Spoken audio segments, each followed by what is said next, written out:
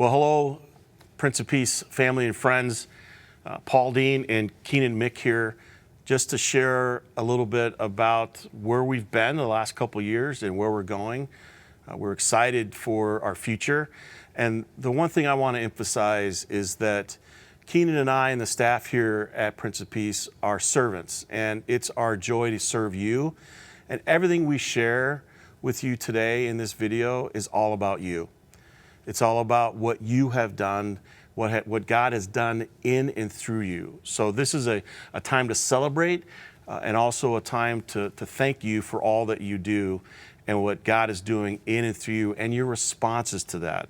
What a great and awesome responsibility and privilege we have to be able to see all the things that you're doing. So this is all about you. Thank you for all that you do. Yeah, and I want to share some fun numbers from where we've been in 2023 and where we are today. And we're going to start with some worship numbers. Keenan's a number guy, so it's very exciting. I am, yeah, so I geek out at this stuff. But our Saturday worship service, that is up 12.5% in terms of attendance since 2023. Our Sunday 9 a.m. is about 15.1%. You see I'm getting those decimals in there? You are, yes, very nice. Sunday, you didn't even round up. I know, yeah. Sunday 10:30, this is really cool, 37.5%.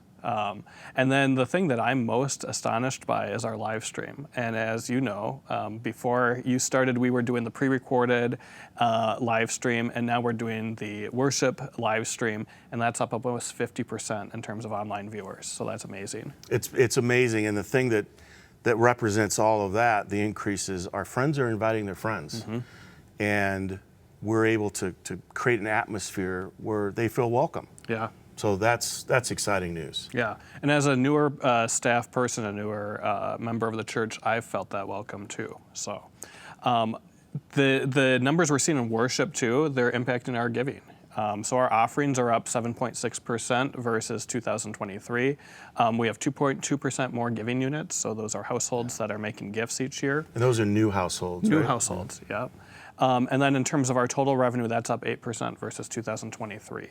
And as we all know, the church has had many years where we've been dealing with deficits, usually six-figure deficits. 2023 was similar to that. We had a $152,000 deficit. But this year, through Q3, we are tracking towards a surplus for the first time in a long time, and right now we're showing about a $50,000 surplus. So that is, again, a testament to our members, their generosity, their care for Prince of Peace, and I'm just excited to see where we go next. Yeah, you used a finance word, Q3. Yeah. Third quarter. Yeah, third quarter, I gotta say that right. And our end of the year fiscal is July, right? Correct, June, yeah. June 30th, yes. So we're on track. We're on track. For the first time in 6-7 years to either break even or have some surplus. Yeah. And that's all due to your generosity and responding to the Holy Spirit moving. But there's also a lot of other things that have happened over the last couple of years as well. Physical changes to our space. As people probably are aware, we're building that columbarium. We're hopeful that will be completed by June. So if you have, if our members haven't taken a look, go walk the grounds, go check that space out. It is beautiful. In addition to that, we did that sanctuary refresh about a year ago, updated the lighting, the carpeting. That was all stuff to just help with the welcome to the congregation. The walls. Yes, yeah. Those little things, they all matter. And then some other things where we've seen our members take the lead, and that's so encouraging, and it's been so successful. The launch of the Legacy program. Look at the great work that team has done. Something we've talked about for a while, now it's coming to fruition. Yeah, it's happening. And then again, going back to that launch of the live stream, that was a major undertaking our team had to do. They had to learn new things. They had to bring in some experts. They just had to spend a lot of time and energy on that project. But it's been worth it, I think. And I would say if you have a moment, if you're in worship, stop by the sound booth and just say thank you to the tech team. We asked them to do a heavy lift, and they responded. And sometimes they get not always the compliments, but just stop by and say, great job, guys. Yeah, people know when it's not working, but we don't always recognize when it is. Yeah.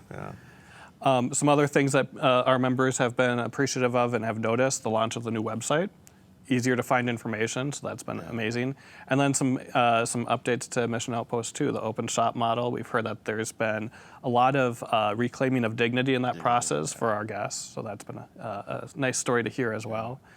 The launching of the Resource Center, also in Mission Outpost, we're now walking in tandem with some of these folks, and that's really, really just such a powerful story that we can share with people. One of the things that I get excited about is strategic planning. Yeah. And thinking about what is God calling us to do for the next 3 to 5 to 10 years, and gathering people together to do that. So in the fall of 2023, we had listening sessions, and we started those listening sessions all the way through 2024. 18 different listening sessions that everybody was invited to. We had an online evaluation survey. Almost 800 people filled out those forms, and we're able, 800 people, and we're able to get some information there about what are the hopes and dreams and what are the fears and worries that members here have. We were able to have a feasibility study to think about or ask the question, what can we do in a capital campaign? And we're able to get some really good information around that as well, and include lots of people. And then we went into an in-depth strategic planning process with a consultant who came in 2 weekends, one in November, one in March.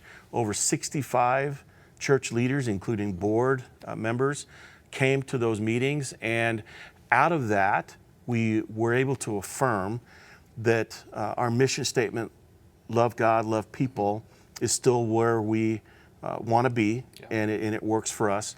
But then we were able to connect into 5 different new initiatives that are going to help us down that road, that will be filled with teams, not staff, but volunteer teams that will do a couple of different things. We want to nurture multi-generational ministry. We are seeing what's going on in the world. We're seeing our millennials start to take leadership, and our boomers start to let go a little bit of that. But we still want to be multi-generational in our approach, in our ministry. We want to make sure that we continue to build a welcoming home for all people. And I say all people, no matter your gender identity, no matter or who you love or your sexual orientation.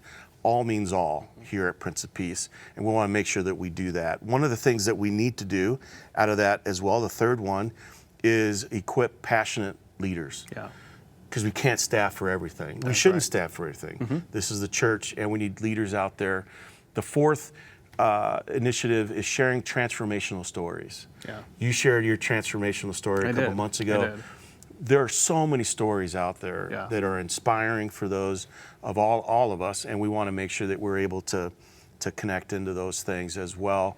And then we want, the last strategic initiative is to go out in love, to care for our creation, to reconcile as much as we can with racial inequities and poverty and all the things that Jesus calls us to do, to reach out to those the least of us and create relationship with one another. So those 5 strategic initiatives will all be teams of people that will lead those over the next several years, and we're excited for that.